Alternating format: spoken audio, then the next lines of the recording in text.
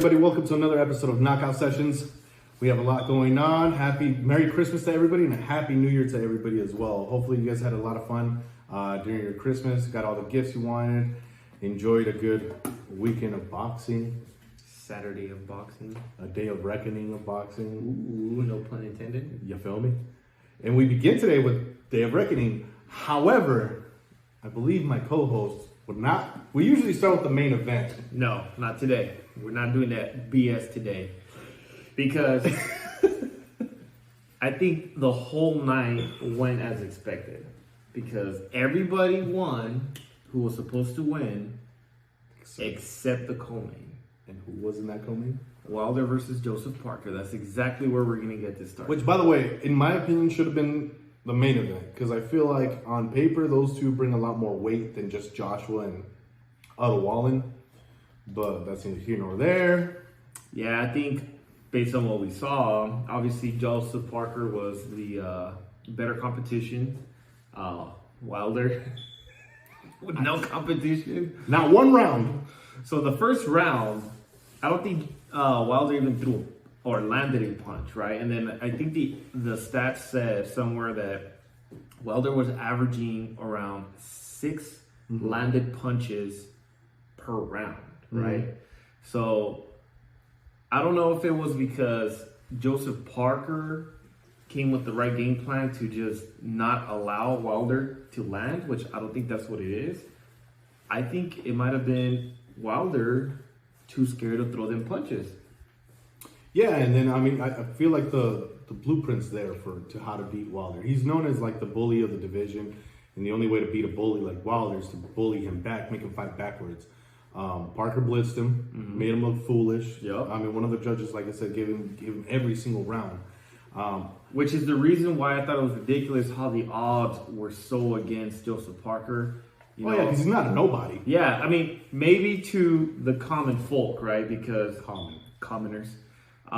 Because Joseph Parker's resume is as stacked as it gets. Like, he's fought, if I'm not mistaken, almost everyone in the top 10 of the heavyweights, maybe excluding Philip Hrgovic, Zhang Jae Lee, boy. Put some respect on that man's name. There's a lot of respect on that man's name. I just cannot pronounce his name. Horrible. But for the most part, Joseph Parker has gone through almost everyone in the top 10, gone through some of the biggest punchers out there, and I think everything he's gone through ever since he was a champ and he lost to Anthony Joshua, it's like got him ready for this night where he came with the confidence that he was going to upset, which he definitely did. And I think Tyson Fury really put the blueprints out there for how to beat Wilder, which I think maybe Luis Ortiz he was relying way too much on power and that one-hit wonder. He's the Babe Ruth of boxing. He's either hitting that home run or he's striking out. Which he struck out hard for 12 rounds. Again. Because it's not the first time this happens to Wilder. I mean, no. It's funny. I feel like Parker actually put on a better performance than Tyson Fury did. Yeah, it was actually more exciting. You know what I'm saying? And would you say because Parker didn't get dropped, is he better than Tyson Fury? No. Okay. No. I guess math doesn't add up. No, we're not doing that. I think Parker though reinserts himself into the title picture. Where he goes from here, it just depends. You could probably do Joseph Parker versus like the loser of Usyk and Fury.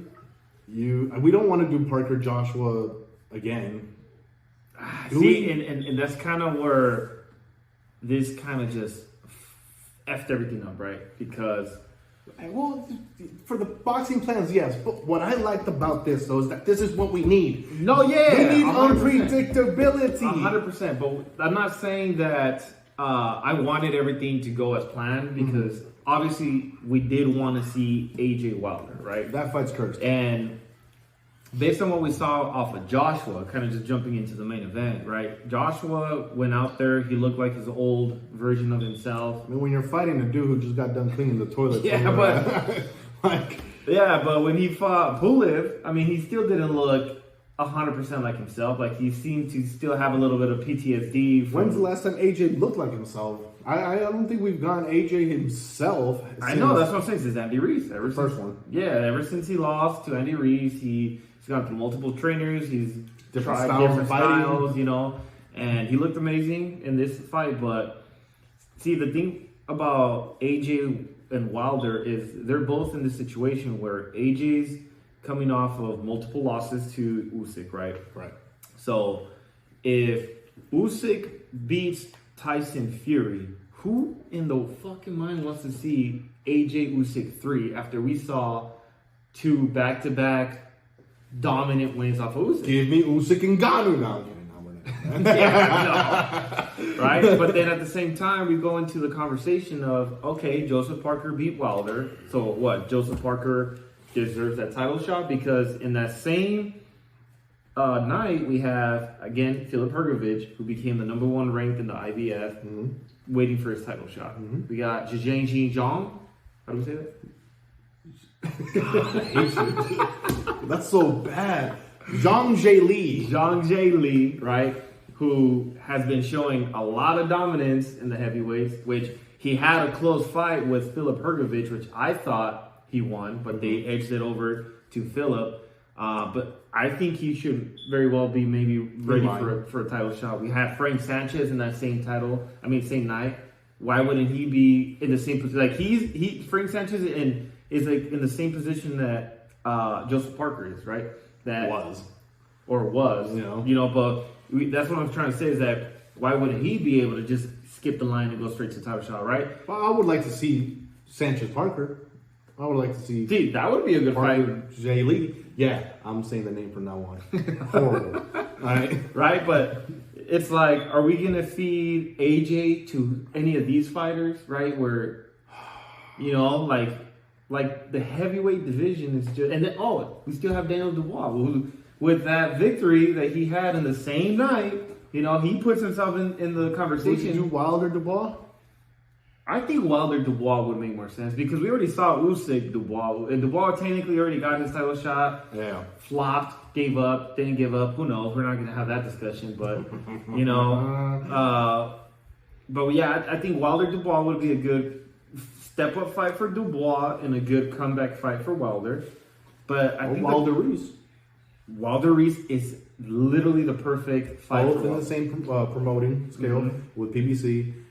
Both known for inactivity. Both need a big fight, and loser should probably think about some extracurricular activities beyond boxing. Yeah, but at the end of the day, where does that leave AJ though? Because again, the only thing that kind of makes the situation of AJ exciting is if Tyson Fury wins, because that's something we haven't seen. It's a little bit different styles, you know, than Usyk. It would be a huge fight out in the UK, so it's still sellable. Joshua Hrgović. They're not going to do that. Of course, they wouldn't do that. But is that not the right thing to do? Yes, 100%. But they're not going to put Joshua. And I'm not saying Joshua can't win. I'm just saying that's a big risk, low reward. Fine, Joshua Joe Joyce. That actually would make sense. Boom. But we'll keep you busy, AJ, with a couple of inferior fights. That's how it works around here. Yeah, because they're not going to put him against Zhang. G Lane. The Wong. Jay Lee. Just call him the Wong. No, horrible. This man is. There's a lot of respects on there. That's what I'm saying. They're not going to put him against him. He's not marketable. They're not going to put him against Filip Hrgović. No. They're not going to put him. I mean, Frank Sanchez would be a good stay busy fight, but even then, it's still a dangerous fight. I believe Sanchez is still with the zone, right? Correct, and he fights under Eddie Reynoso still. So you got some backing on that promoting scale. But yeah, I mean, without AJ being inactive, I mean, there's a lot of good, not even prospects. There are a lot of good contenders out there who have been waiting for so long for their opportunity for these titles. Well, because the division's been held up. And it's been held up with Fury being doing some side missions like a jackass and and almost losing. and just kind of like acting like a total diva in the Usyk negotiations. And Usyk's just here to collect, and Usyk wants to keep the division going. So, I mean, in my perfect world, I mean, hopefully Usyk can beat Fury, because Tyson Fury is becoming such a mainstream, diva and keeping everything on hold. He's almost like a Conor McGregor of the heavyweights. You know? Like, he's just doing unnecessary things aside from collecting belts. Yeah. Which is, and look at what happened with Conor McGregor. It affected him. So, it is what it is. But speaking of Day of Reckoning, we go from 2 heavyweight fights to Dimitri Bivol. Which, that was just a stay busy fight. That was way too dominant. 15 months of inactivity? Yeah. Yeah. And he did not look any special for us. He didn't look special. The other Arthur wasn't special. Well, he fought the wrong Arthur. Correct, 100%.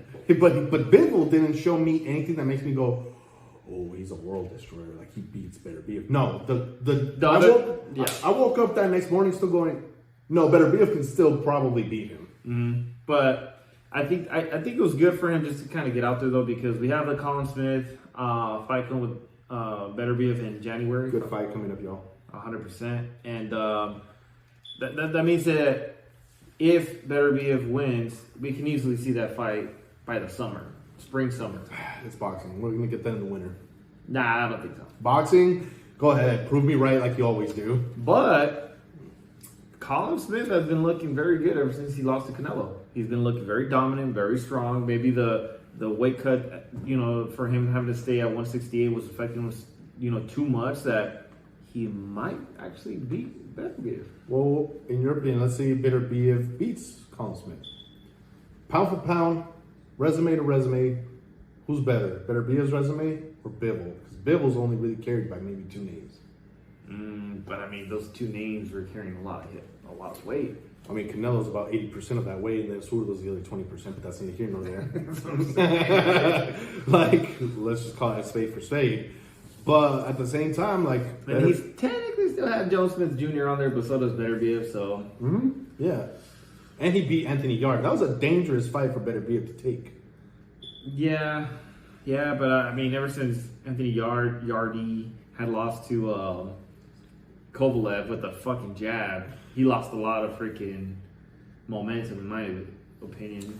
What does Beterbiev need to do to Colin Smith for you to say, still wake up the next morning after that and be like, no, we need to see Beterbiev? We need to see what Colin Smith's been doing, make it a very competitive fight, and then he just knocks him out. That's in what round? I mean, any round, to be honest. Okay. The longer it goes, the more it just shows that he still has heart. Okay. But if he does struggle with a Colin Smith, I don't think the blueprint will be there. Yeah, like I'm pretty sure Bivol might find a way to edge out that victory. So I think Bivol's been low-key avoiding Beterbiev. Yeah, this is the Canelo Triple G situation all over again. Maybe, but we just, instead of Kazakhstani, we have a Canadian / Russian, and instead of a Mexican, we have a Russian / Korean. Bivol kind of looks like you. Bivol kind of looks like you. I know last time we said it was Shavkat, but I guess we're all triplets. DeMilton Bivol. But I think we do need to see that fight. One of the many boxing fights that we have to see materialize.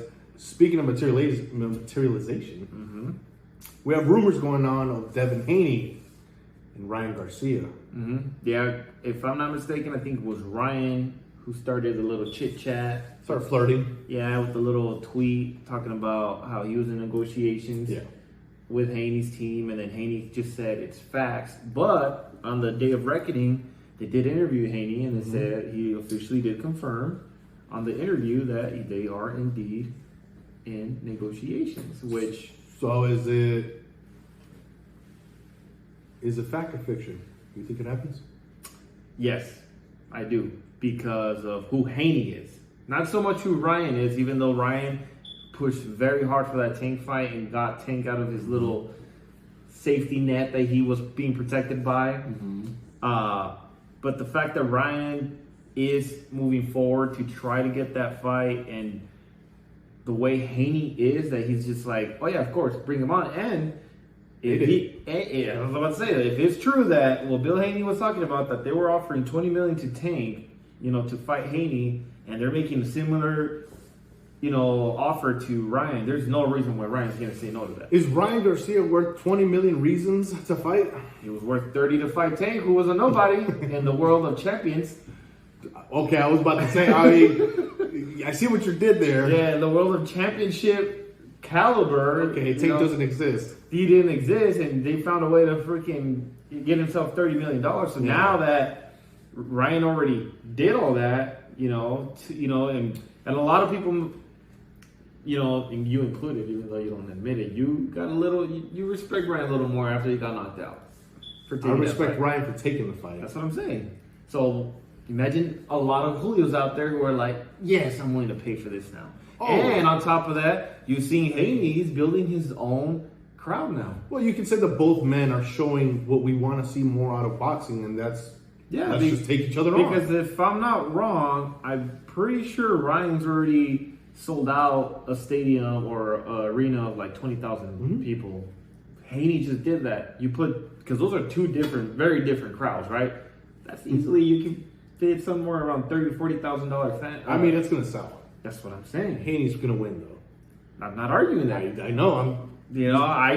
We're warning y'all. It's a fun fight on paper. I wouldn't bet on Ryan, though. Yeah, it gives me a lot of this pro-grade vibes. Ryan wins, though. What a holy shit moment. It's going to be by one. Would Ryan be better than Tank, resume-wise? Yes and no. Yes and no. Stay tuned, Tank Sexuals. I'm not playing. Because, I mean, yes. You have to. There it is. Yes. I told you, stay tuned. But see, this is where it gets complicated, because it's like, this is why we need Tank to take these fights. Because Tank is allergic to these fights. Tank has the making of a great Hall of Famer. He already has the crowds. He can sell pay-per-views. Yes. So why is he being so protected? It's not that he's being protected. He's waiting for it to get old. No, to then lose. He has a different fight that he has to go get that I think can be special for him. All right, Rhino, baby. Let's go. No. We know that's where it's heading. That's where we're gonna go see. We're gonna go see a meaningless pay-per-view of Tank versus Rayo Valenzuela. Which, I mean, props to Rayo if he can land that fight. I mean, nobody's trying to rag on the dude's bag if he can land that. But my eyes see through bullshit, and I don't want to see that fight.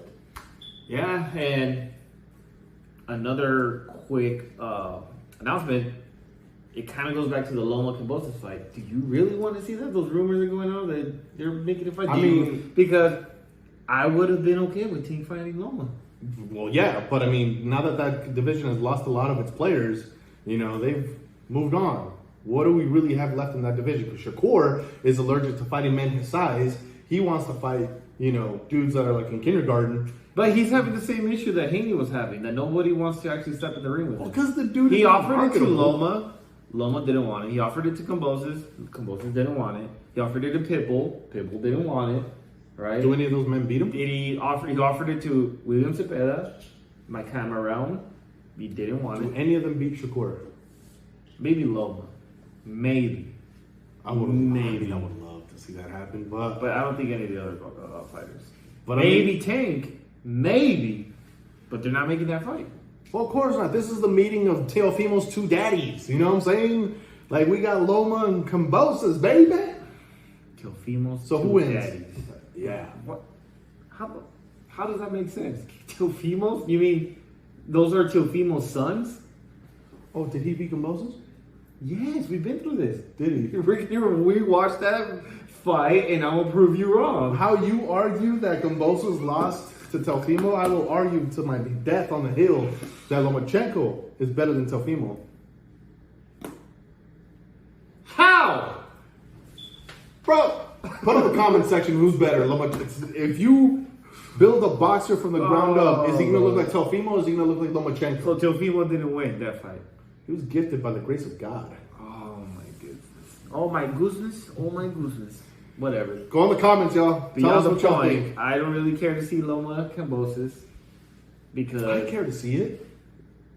who do you think is gonna win? Loma. Exactly. There's no point in watching. But KOSessions is not a bad fighter. Like, yeah, he's not a bad fighter for all the incoming fighters. Like KOSessions should be fighting Rayo. KOSessions should be fighting William Cepeda. KOSessions should be fighting. so there are some better fights, but here's the thing. You know what this all boils down to? Lomachenko's getting old. That's what it's boiling down to. And so he needs to fight Shakur and Tank. And if he beats those two guys, he just solidifies. We're kind of going where I was heading, but mine is a little more spicier. So Loma KOSessions is Tank's fault. Loma KOSessions. Those are two girls that have flirted with this man, and they instead, you know what? We don't need a man. We'll go dance without him. You know what I'm saying? Because Tank is over here saying, no, I don't want a legit competition. Yeah. That makes sense. Come at me, Tank sexuals. Mm-hmm. Come at me. Mm-hmm. In your face. Mm-hmm. Beyond the point, though. Fuck it. I don't want to see that fight. I mean, I'll tune in. I'll watch that fight. I'll watch that fight for entertainment purposes, so the world can be reminded once again that Lomachenko is him. Him. The guy that lost to Tio and Haney. That is him. And Loma beat the guy that beat Telfimo. Remember that, Telfimo stands. Hi, I'm right here. So remember that always. But we move over to the other side of the park, onto some UFC announcements by Uncle Dana. Mm-hmm. Boy, does he know how to get us going for this coming year. Actually, you definitely are Dana's nephew. Now that I look at you. What's up, everybody? Oh man, and he went on a rampage of UFC announcements that spanned from like January all the way to like April, I believe. We got that UFC 300 card coming up, and I'm just gonna read out some of the announcements that he basically already declared. We got Brian Ortega versus Yair Rodriguez 2, Fight Night in Mexico. Co-main, actually the main event, the co-main of Brandon Moreno and Albazi, February 24th. We also have the most handsome fight coming up between Robert Whittaker, and Paulo Costa. You put Whittaker's face on Costa's body. Ooh. That's a good looking man right there. I hate you. We got Gilbert Burns versus Jack Della Magdalena. We went through that before in another video. Go check it out. But that's also for UFC 299. We got Kevin Holland versus the debut of Michael Venom Page, MVP, coming over from Bellator. Also on UFC 299. 299 is stacked. We got the return of the former bantamweight champion. Stop making fun of him too, by the way. Peter Yan and versus Song Yadong. We got Jeff Neal versus Ian Machado. Gary at UFC 299 or 298. It was at 299 that moved it to 298. We got 300 UFC 300 announcements. Not quite sure where the placement of these fights are going to be, but I know for sure 1 to 2 of these are just prelims alone, which is Yuri Prochaska, Alexander Rakic being rebooked for UFC 300, Aljamain Sterling moving up a division. God, I do sound like Dana White right now when he's doing his announcements. Versus Calvin Kattar on UFC 300. That's a good fight. And we got Bo Nickel versus Brundage on UFC 300. That's literally the first fight of the evening. Like it's on the early prelim. Bo Nickel, get on his train, buddy. I'm gonna be mad if. Do we know where this is gonna take place? 300. Las Vegas. Oh, okay, perfect. So I'll be sipping coffee at 3 in the afternoon watching Bo Nickel then. He's a Bo fan. I like Bo too, but he's cute. Anyways, we definitely have to talk about Ortega Yair first. That's the one that catches your eye? 100%, because that was the biggest disappointment. And it's not because we're Mexican. Oh, I mean, a little bit because we're Mexican, but... No. It has to do with the amount of hype and the amount of disappointment we got out of that fight. Yeah, I mean, it was the first fight for y'all. Those who don't know, Brian Ortega suffered a separated shoulder, had to get surgery on it. He's had multiple shoulder issues. It happened in the first round, and it was when it was really starting to heat up in the fight. Mm-hmm. But, that's a fight that catapulted Yair to interim championship contention. To lose to the boy, to the man, to the legend. Anyways. Which is crazy how a gifted victory can catapult you to get in a title shot. Huh? That sounds like a lot like John Jones' career, but that's neither here nor there. Well, let's continue. But yes, I definitely do think that's probably one of my more anticipated fights because of the amount of disappointment and the amount of questions we still have. Who needs to win more? I think Ortega. I think so too. You know? He's been out for about a year and a half, almost 2 years now. Which that's another reason why it's disappointing because now we're gonna like if Ortega loses and it's a super one-sided fight, we're gonna start questioning was it the time off? Well, now we got to start questioning Ortega in general because should he lose once again, and especially undisputedly to Ortega, he's gonna have a record of where his last 5 fights, he's 1-4 if he loses to Yair again. Like now it starts looking pretty murky to him. Like he hasn't had a quality win since Korean Zombie in October of 2020. And Korean Zombie, I mean, great fighter, but that's not the kind of, resume maker right there. And before that was old Frankie Edgar, it was Cub Swanson, Hanato Moicano, Clay Guida. Like when it comes to the big stages, Max Holloway, Volkanovski, Yair Rodriguez, like He's come short. But he's always put on the show. Though. There is not a boring Brian fight. That's why we love him, though. But will he become like the Gabe Rosado? Yep. You know what I'm saying? I personally would like to see Brian win. Stop that. Stop that because Whitaker's He's a what? He's a middleweight. He's been a solid number 2. Man, he's a solid number 2 to who? All right, because I am pretty sure that spot right now belongs to Adesanya. Say that again. The number 2 spot belongs to Israel Adesanya. Which pushes Whitaker where? Number 3. Exactly. So now he's a solid. Maybe number 4 actually. Izzy's number 3. But back in Izzy's era, he was a solid number 2. He was robbed in the second fight, but that's neither here nor there. Okay, what about the first fight? Hello. No, what about the third fight? Hello. There's no third fight. What about the fourth fight? Hello. Wrong fighter. You're thinking 3-1 Pereira. 3-1. But my point being is, we were talking about Ortega, and now we're at Whitaker because I was telling you that they both have a similar trajectory because Whitaker's coming off of a loss to DDP, right? Yes. Exactly. So with this fight that he has booked now with Acosta, I think he should win. I think he should win, so he should be the favorite. Yeah, I think he should be the favorite. If Costa can make it, 100%. But I think he should win. I think this was a good fight for him, to kind of get his confidence back. Adds another resume to his name to his already stacked resume. But then you're talking about Whitaker wins, and we're gonna go see the Izzy fight again. See him lose to Izzy again. Whitaker wins. He's actually probably gonna fight the loser of Duplessis and Sean Strickland, or Whitaker Chimaev. But does he win that one? I think Whitaker's a stylistic matchup for Hamza Chimaev. If Whitaker can survive round 1, maybe round 2, we're good. He's winning that fight. Especially if it's a 5-rounder. Even when Hamza has no more stamina, he's still a dog. Yeah, he still finds a way to win, so you really want to go toe-to-toe with Whitaker if you're Hamza? He did with Burns. Whitaker's not Burns when it comes to the stand-up. Whitaker will blitz him. Okay, so if Hamza takes it to the ground, then what? Whitaker's not that bad in the ground either. So you're saying Whitaker's gonna win? I think he's a stylistic matchup for Hamza. Do I think Hamza? It's a 50-50 fight. Robert's older, but Robert just has more tools in the shed than what Hamza brings. Yeah, because I think ever since we've seen Hamza kind of take on some more serious fighters, like he does not look as great as he was looking coming up. He got pieced up on the feet by Kamaru Usman. What do you think Whitaker's going to do to him? Yeah. You know what I'm saying? So we'll see what happens from there.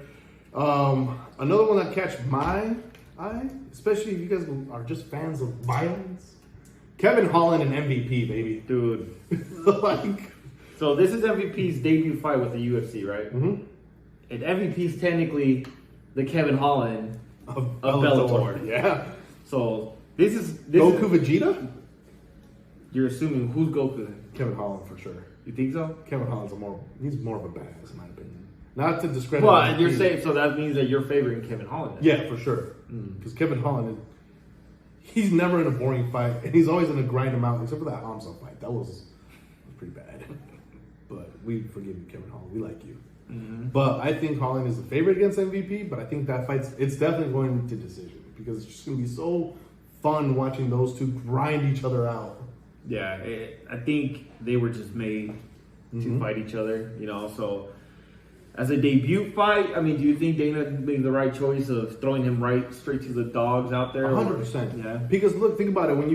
He's just like the Michael Chandler situation where you come into the UFC, you're a little bit on the older side. You don't want to start from the ground up like a Bo Nickel or like a Patty Pimblett. No, you got to get thrown into the level of competition that you've already been facing in other organizations and work from there. You know what I'm saying? Yeah.